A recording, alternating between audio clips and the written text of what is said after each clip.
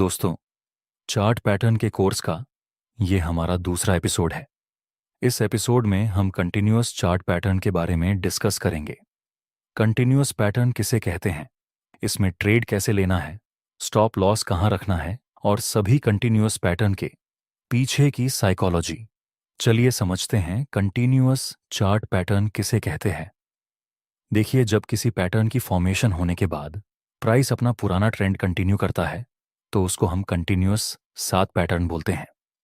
Example के लिए, price यहां पर शुरुआत में डाउन ट्रेंड में मूव कर रहा था। उसके बाद एक कंसोलिडेशन का निर्माण हुआ।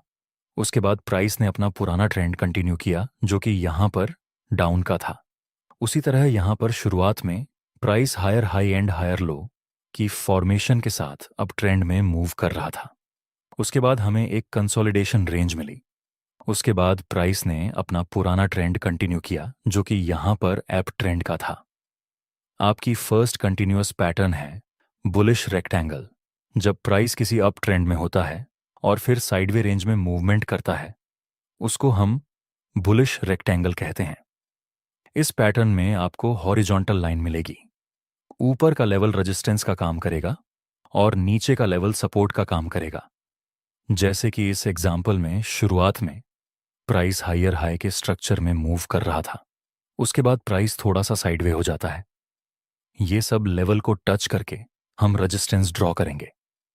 ये सब लेवल को टच करके हम सपोर्ट लेवल ड्रॉ करेंगे। नेक्स्ट प्राइस ने इस रेजिस्टेंस को ऊपर की तरफ ब्रेक कर दिया। अब यहां से प्राइस ऊपर साइड मूव कर सकता है।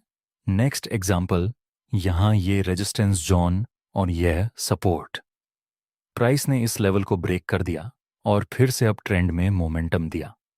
चलिए इस पैटर्न के पीछे की साइकोलॉजी समझते हैं कि रेक्टेंगल पैटर्न क्यों बनती है और क्यों बुलिश रेक्टेंगल बनने के बाद प्राइस फिर से ऊपर जाता है। ध्यान से देखिए इस ग्राफ को। प्राइस यहां पहले अप ट्रेंड में था। इसके बाद प्राइस थोड़ा साइडवे होता है।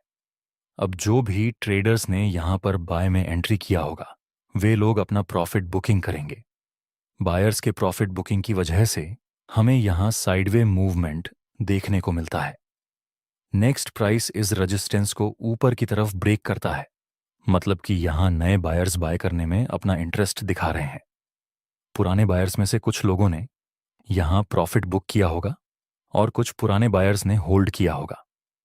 लेकिन हमें इससे मतलब नहीं। हमारे लिए अच्छा है कि हमें यहां पर बायर्स का इंटरेस्ट दिखा।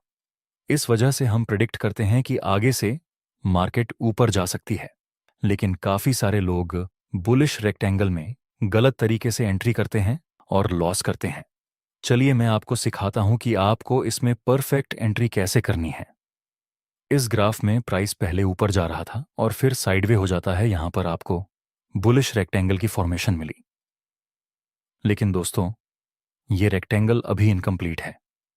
यहां पर ऐसा भी हो सकता है कि प्राइस इस सपोर्ट को ब्रेक करके नीचे चला जाए।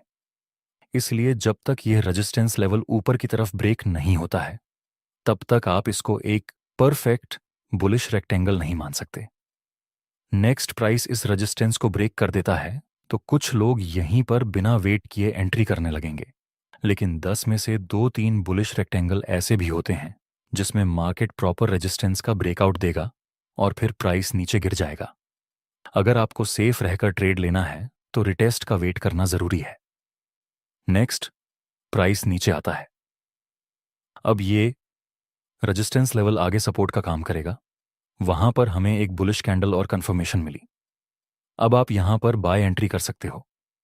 आपका स्टॉप लॉस ये बुलिश कैंडल के लो से थोड़ा सा नीचे रहेगा और प्रॉफिट टारगेट ये सपोर्ट और रेजिस्टेंस के बीच में जितना गैप होगा उतना नेक्स्ट प्राइस अपना पुराना ट्रेंड कंटिन्यू करता है, जिसके साथ हमारा प्रॉफिट टारगेट भी कंप्लीट हो गया। आपकी दूसरी कंटिन्यूअस चार्ट पैटर्न है बेरिश रेक्टेंगल। ये पैटर्न डाउन ट्रेंड के दौरान बनती है। इसमें यह लेवल सपोर्ट का काम करेगा और यह लेवल रेजिस्टेंस का काम करेगा। चलिए इस पैटर्न के कुछ एग्जाम्पल देखते हैं। शुरुआत में यहां प्राइस डाउन ट्रेंड में मूव कर रहा था। उसके बाद प्राइस साइडवे हो जाता है। नेक्स्ट प्राइस इस सपोर्ट लेवल का ब्रेक डाउन करता है। इसलिए हम प्रेडिक्ट करते हैं कि आगे से प्राइस फिर से डाउन ट्रेंड में मूव करे और इसमें ट्रेड करना भी बहुत आसान है। जैसे कि ये डाउन ट्रेंड और ये बेयरिश रेक्टेंगल। लेकिन अभी ये रेक्टेंगल इनकम्प्लीट है। जब तक हमें ब्रेक डाउन नहीं मिलता तब तक हम कुछ नहीं करेंगे। आगे हम देखें तो प्राइस ने इस लेवल का ब्रेक डाउन कर दिया। अब हमारे पास एक परफेक्ट बेयरिश रेक्टेंगल है, फिर भी हम रिटेस्ट का वेट करेंगे। हम ट्रैप नहीं होना है। नेक्स्ट प्राइस आता है यहां पर, जहां ये सपोर्ट रेजिस्टेंस का काम करेगा। उसके बाद प्राइस बुलिश और कंफर्मेशन कैंडल बनाता है। अब हम यहां पर सेलिंग कर सकते।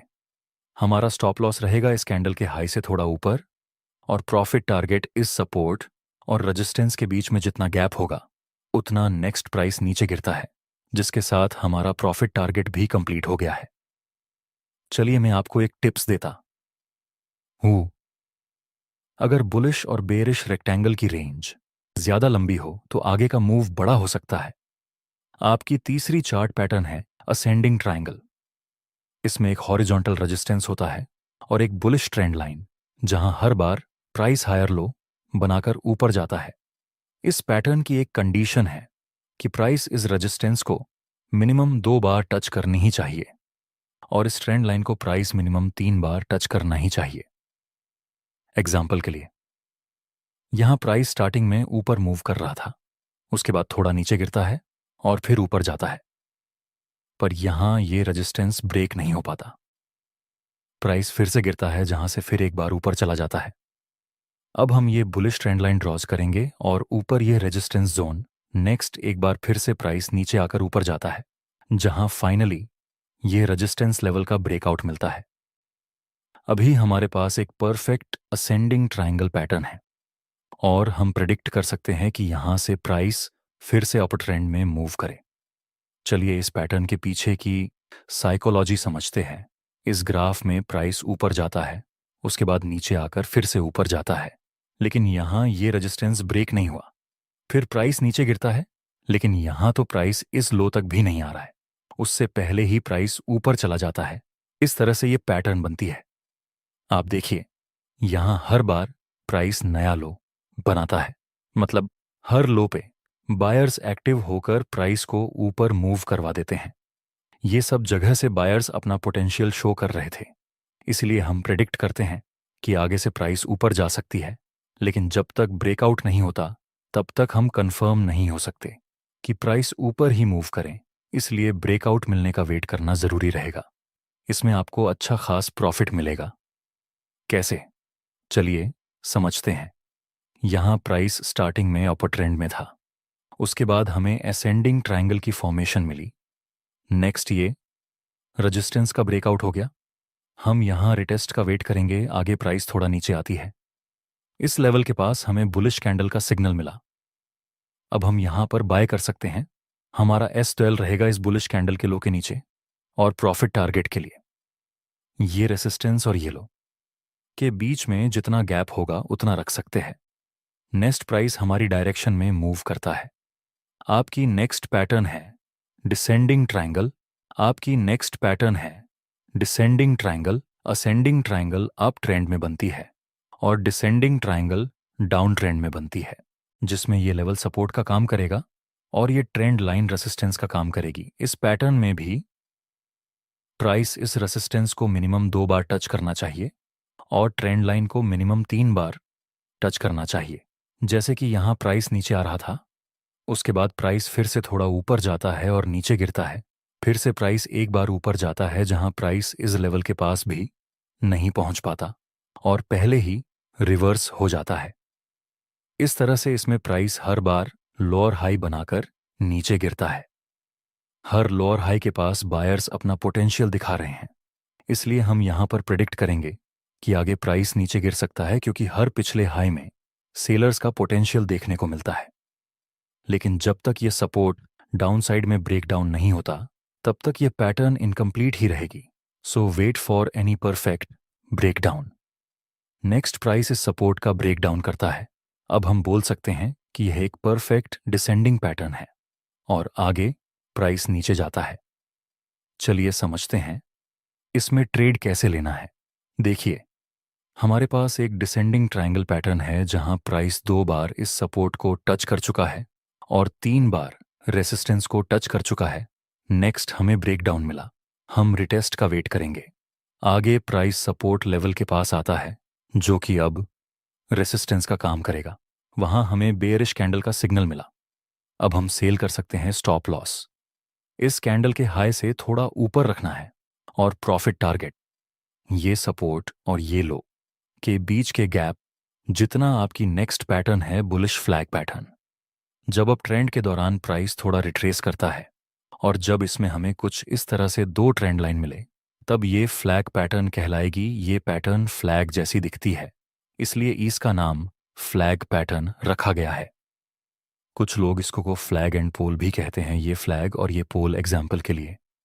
ये पहले एक बुलिश ट्रेंड था जहां आगे प्राइस थोड़ा सा रिट्रेस करता है तो हम ये पॉइंट को कनेक्शन करके ट्रेड लाइन बनाएंगे और ये पॉइंट को कनेक्ट करके दूसरी ट्रेंड लाइन बनाएंगे। ऊपर ट्रेंड लाइन रेसिस्टेंस का काम करेगी और लोअर ट्रेंड लाइन सपोर्ट का काम करेगी।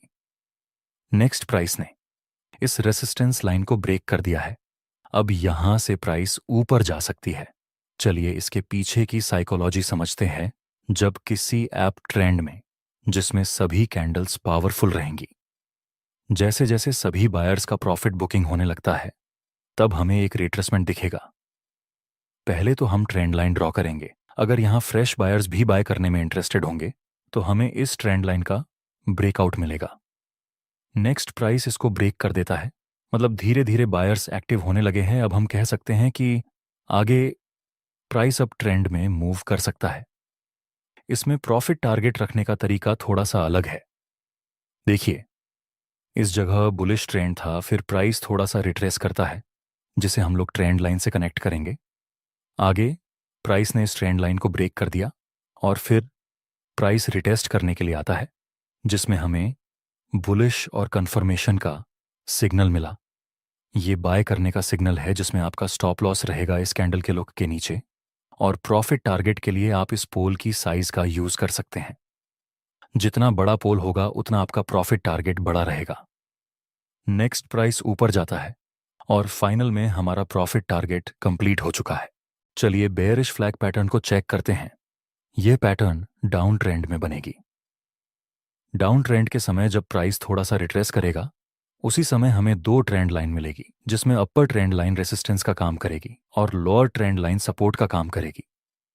ये पूरे जोन को हम फ्लैग कहेंगे और ये डाउन साइड की मूवमेंट को हम पोल कहेंगे। जैसा कि यहां प्राइस डाउन ट्रेंड में था, जिसके बाद हमें एक रिट्रेसमेंट मिलता है तो हम इस बिंदु को कनेक्ट करके ट्रेंड लाइन ड्रॉ करेंगे और ये पॉइंट फॉर टच करके हम दूसरी ट्रेंड लाइन को ड्रॉ करेंगे।